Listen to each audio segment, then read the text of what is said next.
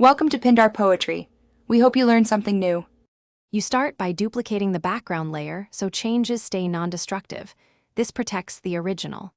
Once done, check your document profile and view at 100% to judge color accurately. Next, add a curves adjustment layer and switch the drop-down to individual channels.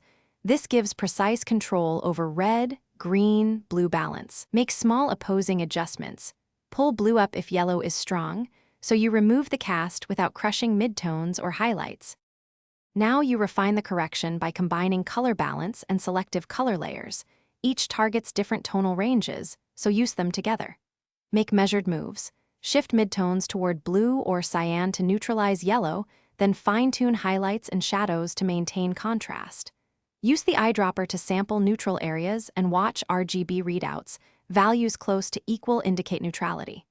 Once you see the cast reduced, paint on the layer mask with a soft black brush to protect areas that should remain. To finish, flatten a stamped layer, Shift plus Control/CMD plus Alt plus E, and apply a subtle camera raw filter or match color for final global refinement.